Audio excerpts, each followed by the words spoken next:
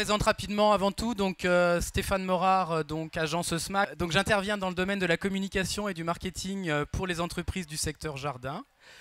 Et Brandt Wagner. Qui intervient dans le domaine de la recherche prospective pour le monde de l'horticulture ornementale et puis qui essaye d'y raconter une histoire, d'y trouver une histoire et de vous la raconter. Voilà.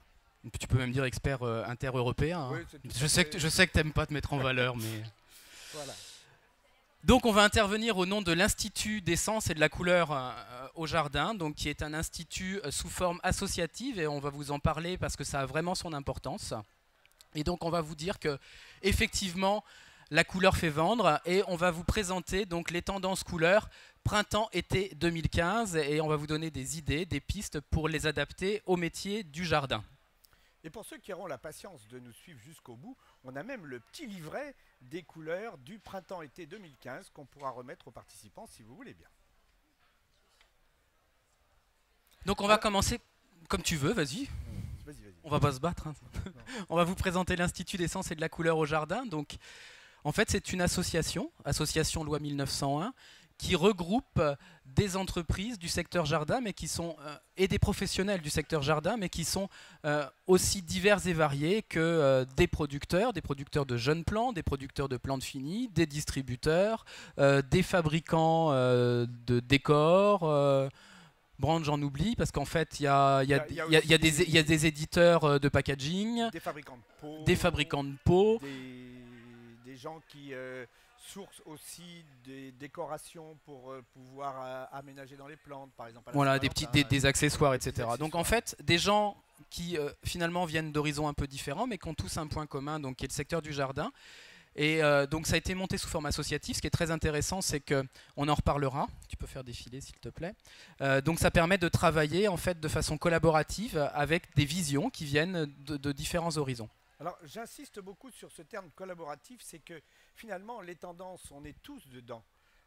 Et quelquefois on n'a pas forcément le temps de les décrypter parce que vous avez la pression du quotidien, vous avez votre entreprise à faire tourner, vous avez des tas de choses qui vous traversent l'esprit. Donc c'est aussi une occasion de participer à cette association, c'est aussi une occasion de se poser à un moment donné pour que vous puissiez sentir, nous dire ce que vous sentez et en collaboration avec les autres participants, exprimer vraiment ce qui est du monde du jardin. Notre particularité est que nous ne réunissons pas des experts d'un monde un peu ésotérique qui peut être le monde de la mode, mais nous réunissons des gens qui sont des gens du jardin et qui du monde de la plante et qui sont capables, on leur donne la possibilité de s'exprimer et de dire qu'est-ce qu'ils ressentent. Voilà, c'est-à-dire on les aide à faire exprimer les tendances qu'ils ont en eux. Pour les couleurs, pour les plantes, pour le jardin, pour les décorations, pour les fleuristes, aussi lancer peut-être les modes, les thèmes qui vont animer vos prochaines actions marketing. Et puis surtout, on essaye de vous proposer des solutions. C'est pas on essaye, on réussit même. Pardon, on réussit, excuse-moi. Oui. C'est-à-dire que, en fait, quand vous sortez d'une réunion de l'association des sens et de la couleur au jardin, le lendemain matin, vous savez quoi faire. Donc ça nous permet aussi, et là c'est un peu une nouvelle piste que l'on explore, de sentir aussi quels sont les sens qui sont liés au jardin, parce qu'il n'y a pas que la couleur. Comme on l'a vu dans la présentation précédente, il y a tous les 5 sens qui sont à travailler pour le monde de la plante. Alors comment ça se passe, hein? Donc on vous a présenté les objectifs de l'Institut, les outils et les moyens. Donc atelier de travail collaboratif. Donc là effectivement on parlait de mode associatif. Donc l'Institut travaille sous forme d'atelier, il y en a 2 par an. Donc où en fait il y a de l'apport de veille sur tous les marchés. Donc Brandt vous a parlé de la mode, mais ça peut être aussi la peinture, ça peut être la décoration. Donc il y a un apport très important fait par des observateurs, donc en l'occurrence Brandt et moi-même, où on apporte tout ce qui se passe à l'extérieur. On a déjà des grandes tendances, des tendances lourdes qui viennent d'autres secteurs. Et donc on fait un travail vraiment collaboratif avec tous les adhérents présents, donc qui viennent de différents mondes, mais qui restent au jardin, pour en ressortir en fait en fin de journée avec les grandes lignes de collection de couleurs qui vont séduire les saisons à venir. Derrière ces ateliers, donc, en découlent des carnets d'inspiration. Ils sont édités 2 fois par an, et ce, 1 an avant la saison effective. Donc le printemps-été N+1 est édité en juin, et en novembre, on édite l'automne-hiver N+1 également. Vous avez pratiquement 1 an d'avance pour mettre au point vos communications marketing. Alors je vais vous parler, avant de vous parler tendance couleur, je vais vous parler de la couleur sous un angle on va dire, qui est moins sexy, qui fait moins rêver, et pourtant. Alors d'abord, quand on utilise la couleur, on peut dire que c'est un outil marketing qui est puissant. Et j'aime à dire que la couleur est un vendeur silencieux. Pourquoi? D'abord, c'est une motivation d'achat. Chacun en soi, on a des couleurs que l'on aime, on a d'autres que l'on n'aime pas, mais on n'y est jamais insensible. Et si, pourquoi pas, on voit un téléphone jaune et qu'on aime le jaune, on va avoir envie d'un téléphone jaune. Donc, première chose, c'est une motivation d'achat en soi, tout simplement parce qu'on est tous différents, on a tous des goûts différents et on aime chacun des choses. Après, c'est la couleur. Pourquoi c'est un outil de marketing puissant? Parce que ça va aussi transmettre des émotions. Alors, on a les émotions qui sont classiques et les codes couleurs qui sont classiques. Je ne sais pas moi, le rouge pour la passion ou pour la violence, le noir pour les produits de luxe, le gris anthracite pour les produits high-tech. Donc ça, c'est les codes couleurs qui vont transmettre naturellement des sensations. Ça va être le bleu pour le développement durable, le vert pour l'écologie, bon, et je pourrais en citer des tonnes et des tonnes. Et puis après, c'est aussi vecteur d'émotion parce que ça peut nous faire retomber dans certains souvenirs d'enfance, parce qu'on avait notre grand-mère qui aimait telle couleur, ou notre maman qui nous parlait, qui avait souvent un pull rose, ou je ne sais quoi. Enfin bon, bref. Donc on transmet des messages et des émotions. Et donc ce qui est évident avec toute cette utilisation marketing de la couleur, forcément, on va venir cibler un consommateur si on réfléchit un tant soit peu sa couleur et la façon dont on va l'appliquer sur ces supports de communication, mais ça peut être aussi bien du packaging, du chromo, du catalogue, du site web, etc. Et quand on cible des consommateurs, on est d'accord que les paires de chaussures que vous avez ici à l'écran ne s'adressent pas à la même clientèle, et j'ai pas besoin de vous l'expliquer plus pour le comprendre. Donc voilà, donc premier point, la couleur en soi, les couleurs en soi, c'est un outil de marketing. Et ça parle instantanément à votre inconscient, même avant que vous en ayez pris conscience. La couleur, alors là je vous ai parlé du marketing, après maintenant les couleurs, la couleur c'est aussi un outil commercial efficace. Pourquoi? Parce que déjà, de façon assez simple, ça peut permettre de donner une dynamique saisonnière. C'est-à-dire qu'un même packaging, un même support, quand il va être décliné en fait, avec différentes couleurs, vous allez pouvoir suivre les saisons. On est d'accord que au printemps, on va utiliser des couleurs plutôt dans les tons roses, dans les verts anis, etc. Sur les saisons d'automne, dans les tons oranges, les tons marrons. Bon. Et donc simplement pour dire que la couleur permet de faire évoluer de façon dynamique une saison, ou de faire évoluer son produit simplement en utilisant les codes couleurs, sans pour autant changer autre chose dans ce produit. La couleur, c'est aussi une solution simple de nouveauté, dans le sens où si vous avez un produit qui est déjà existant, vous le relookez un petit peu, vous y mettez de la couleur, vous le mettez en adéquation avec votre marché, donc ça permet aussi de faire du neuf avec du vieux, si j'ose dire. Autre outil commercial, la création d'effets de gamme. Alors moi je rêve, mais alors franchement je rêve de rentrer un jour dans une jardinerie ou dans un monde du jardin, comme je rentre chez Ikea ou comme je rentre chez... j'ai perdu le nom, je vais rester sur Ikea, voilà. Ou Alinea, ou chez Leroy Merlin, où vraiment en fait au niveau du merchandising ils se sont mis à la place du consommateur et de la consommatrice, et ils n'ont pas été réfléchis, on met tous les papiers peints ensemble, tous les tissus ensemble, tous les coussins ensemble, mais on réfléchit notre assortiment et on propose nos gammes produits par une clé d'entrée qui est la couleur, et on va vraiment venir parler au consommateur et à la consommatrice qui va venir non plus acheter son impatience blanche qui va à l'ombre, son pot en céramique qui est 3 mètres ou 10 mètres plus loin dans un autre rayon, son petit arrosoir blanc qui est encore dans un autre rayon, mais où on va venir présenter et faire des ventes complémentaires, donc par la couleur. Donc un effet de gamme qui est évident, vous avez quelques photos, ça parle de soi, et ainsi que sur la théâtralisation des points de vente.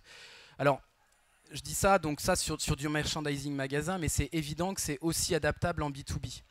il suffit, vous pouvez tout à fait organiser vos gammes de produits en utilisant la clé d'entrée comme étant la couleur et sortir de cette éternelle présentation alphabétique ou de cette éternelle présentation prix ou diamètre de pot. Certes, c'est indispensable pour pouvoir s'y retrouver, mais par exemple pour donner des idées de scénarisation à des points de vente en tant que vendeur de plantes ou en tant que vendeur d'accessoires de magasins, vous pouvez tout à fait utiliser la clé couleur comme étant la clé de classement de vos produits. Voilà, alors comment être dans le ton? Bien, venez nous rejoindre à l'Institut des sens et de la couleur au jardin. L'Institut édite donc des carnets d'inspiration avec les couleurs de saison. Pour ceux qui participent, vous allez avoir le plaisir d'en avoir un. Et nous travaillons donc en ce moment d'arrache-pied sur ce qui va se passer au printemps-été 2016. C'est pratiquement bouclé, terminé, n'est-ce pas Stéphane? Voilà, et nous avons déjà terminé les couleurs de l'automne 2015 et l'hiver 2016, c'est-à-dire... ça y est, c'est édité depuis... C'est disponible, ouais. Mais c'est disponible pour les gens qui participent à l'Institut. Voilà, donc... Stéphane, tu nous parles de l'esprit de saison? Je peux vous parler de l'esprit de saison, ça marche. Une fois que tu as bu ton jus de concombre. En fait, je ne m'étais pas rendu compte, mais ça donne soif de deux inters à la suite. Je vais vous parler un peu de la couleur. Alors, les tendances couleurs, déjà, ce qu'il faut voir, c'est qu'on n'a pas de rupture nette. On ne va pas dire hier c'était le rouge, demain c'est le bleu, après-demain c'est le jaune. Vous avez un fondu enchaîné de couleurs qui, dans les saisons, se suivent. Vous avez des couleurs qui, petit à petit, montent en puissance, d'autres qui disparaissent.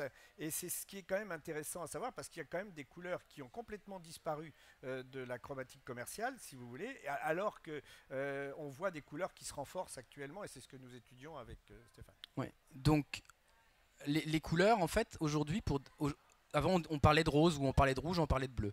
Globalement, les tendances couleurs aujourd'hui, et si vous regardez encore une fois, même aujourd'hui les stands un petit peu partout, on avait hier du vert anis, du rose fuchsia. Aujourd'hui, alors ces produits existent toujours et coexistent parce qu'on a toujours une clientèle qui aime ces couleurs-là, hein, pourquoi pas. Mais si vous regardez, aujourd'hui les couleurs ont glissé vers des couleurs qui sont de plus en plus complexes, de plus en plus nuancées. On parle plus de rouge champ, on va parler de rouge brique ou de rouge bordeaux. Donc on a globalement, toutes les couleurs sont de plus en plus complexes et de plus en plus nuancées. Au niveau donc du printemps-été en cours, on a donc forcément, alors je dirais certainement encore plus par rapport aux réactions je suis Charlie, on a envie de douceur et on a de plus en plus des couleurs pastel. Alors, et c'est vrai qu'on va le remarquer dans l'habillement, on va le remarquer dans la décoration, on le remarque tout doucement dans les plantes, mais c'est encore très timide. Mais globalement, les tonalités douces, les tonalités pastel sont de plus en plus présentes. Tonalité douce et pastel au printemps qui se vivifie un peu en allant vers l'été. Et très bizarrement, l'automne devient assez lumineux, mais le printemps est assez doux, surtout pour démarrer. Ce qu'on va voir. Alors on va vous présenter le travail de l'atelier. Donc premier. Alors, déjà la référence de base. La référence de base sont les couleurs qui sont les couleurs de saison qui ont été publiées à l'avance et que nous avons organisé sous cette forme-là, que Stéphane a retraduit avec des petites références que vous voyez ici qui sont le C, le M, le J et le N. Sur tout ordinateur, vous aurez la possibilité comme ça de retrouver la couleur exacte parce que les écrans aussi bien d'ordinateur que de vidéo ne traduisent pas quelle est la couleur exacte. Donc c'est pour ça que vous allez voir à chaque fois des petites références qui vous donnent l'exacte référence de la couleur. Ceux qu'on fait de la peinture, donc cyan, magenta, jaune et noir, ou qui sont dans la com. Et donc c'est le mélange du bleu, du magenta, du jaune et du noir qui donne en fait cette couleur. Alors tout ça pour vous dire que au niveau de l'Institut, on essaye d'être pragmatique et d'avoir tout de suite toutes les clés exploitables. Alors vous allez me dire, là on a grosso modo 20 couleurs. Alors ça traduit un peu ce que je vous ai dit, c'est-à-dire que la première couleur, elle n'est pas vraiment rose, elle n'est pas vraiment violette.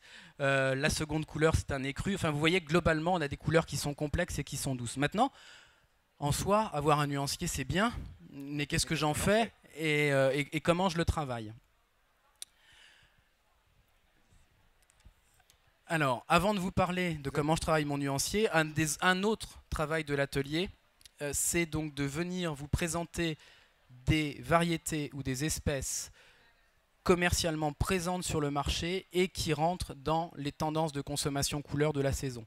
Donc l'Institut vous édite aussi bien une palette de couleurs, mais aussi une palette végétale présente commercialement présente. Donc voilà, à chaque fois les petits carrés que vous avez vus tout à l'heure avec les CMJN, et là on a recherché quelle était la plante actuelle ou la plante que l'on trouve dans le commerce actuellement qui pouvait exprimer cette couleur-là. Voilà, donc la continuité de la palette dans l'esprit du nuancier. Alors, vous avez vu effectivement le nuancier avec ses 20 couleurs. Vous avez vu la palette végétale. Et après, en fait, effectivement, ce sont toutes les harmonies et toutes les associations qui vont permettre de dégager une ambiance, de dégager un thème, de dégager une histoire. Parce qu'au même titre qu'on vous a parlé, pour ceux qui étaient présents, de marketing de l'expérience, aujourd'hui, c'est beaucoup plus facile de vendre quelque chose quand on va venir le théâtraliser, quand on va venir rajouter une histoire. Donc, en plus de la dimension couleur, on y donne des mots. Et dans le sens pratique, vous voyez, les petits numéros qu'il y a ici correspondent au carré que vous aviez sur le nuancier. Et là, nous sommes vraiment en début de saison. Vous avez le printemps qui est en train d'arriver, vous avez les crocus qui commencent à sortir, les premiers bulbes. Et c'est pour ça que cette première partie de saison s'appelle naissance-éclosion. Évidemment, ce sont des couleurs douces, ce sont des couleurs qui ne sont pas heurtées ensemble et que vous pouvez associer de différentes manières. Alors, souvent on nous fait la remarque, on nous dit, mais si vous nous mettez un nuancier, tout le monde va faire pareil. Mais non, tout le monde ne va pas faire pareil parce qu'il y a tellement de possibilités, rien qu'en croisant les numéros qu'il y a ici. Je ne suis pas mathématicien, mais si vous faites la multiplication, il y a énormément de choix possibles. Et je dirais, et même, et tant mieux. Tant mieux. Et tant mieux, parce qu'en fait, si on va parler d'un autre monde, on va parler du monde de la mode, ou on va parler du monde des tissus d'ameublement, ou pourquoi pas du papier peint. Ce monde a une puissance médiatique qui est beaucoup plus importante que notre puissance jardin. Et c'est clair que quand ils ont des grands cabinets de tendance, ou quand ils se mettent d'accord, ou quand ils sont en cheville avec des médias jardins, et qu'ils disent tel accessoire sera la mode 2016 et que c'est relayé par tous les médias, c'est évident qu'on peut se poser la question, est-ce que c'est vraiment une tendance ou est-ce que c'est la communication, la publicité, la médiatisation qui fait que ça va être acheté. Donc les tendances, on peut se poser la question, mais c'est vrai qu'au jardin, si plus on sera nombreux à communiquer sur une sur une palette de couleurs et à le relayer, a priori, plus on aura de relais médiatiques, plus le consommateur y sera sensibilisé et plus l'achat se fera sur cette tendance. Et autour de naissance-éclosion, on peut inventer des tas d'histoires. On peut développer beaucoup de thèmes, on peut développer beaucoup de mise en scène. Donc voilà un travail qui a été fait par, lors des ateliers par une chaîne de distribution que je vais citer, qui sont les Compagnons des Saisons. Alors, en fait, on travaille beaucoup avec eux, un an à l'avance, ce qui leur permet en fait de prévoir leurs tracts publicitaires et leurs tracts saisonniers sur la saison qui suit. Et on leur a demandé un retour en disant, mais voilà, vous avez prévu ça 6 mois à l'avance, est-ce que quand vous les avez mis vraiment en place en saison au moment de les vendre, est-ce que ça a fait la différence? La réponse est oui. Et la réponse, est nettement oui, ça a fait la différence. Quand on met ça dans un corner un peu particulier avec une ambiance autour et une histoire, ça attire déjà en premier les consommateurs. Donc là, on était en début de saison. Donc, alors, le travail de l'atelier s'inspire évidemment, ça serait ou essaye de travailler aussi avec nos saisons de vente, et c'est bien logique puisqu'on souhaite vraiment coller au marché du jardin. Donc on a réfléchi sur une thématique de début de saison, on réfléchit ensuite donc sur une thématique de cœur de saison.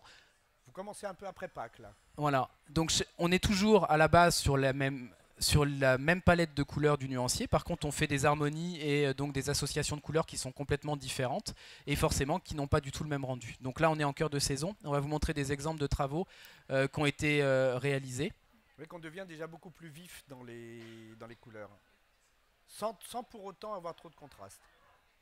Voilà. Et pour continuer sur la fin de saison, toujours avec cette même palette de couleurs. Et là, vous sentez que les thèmes sont beaucoup dans les vacances. Hein. Ouais. Lâcher prise, évasion, voyage. On voit les bleus. On voit les bleus de la mer qui arrivent. Voilà, on est déjà un peu en vacances. Alors, avec des associations couleurs qui sont... tu peux revenir en... S'il te plaît, merci. Ce qu'il faut voir, c'est que aussi, alors les couleurs sont importantes, mais les influences de tout ce qui se passe et de tous les graphismes sont aussi importants. On a clairement de plus en plus des mélanges interculturels, interethniques, et on utilise de plus en plus, je dirais, sous nos latitudes occidentales, des codes couleurs ethniques et des codes couleurs orientaux, et de plus en plus, vous voyez des graphismes qui s'inspirent d'iconographie africaine ou des associations couleurs qui viennent du monde de Tzigan, où le violet, par exemple, était très présent avec le jaune, le moutarde. Et cette influence d'autres pays rentre tout doucement sur notre façon d'associer les couleurs et notre façon de faire le graphisme autour de ces couleurs.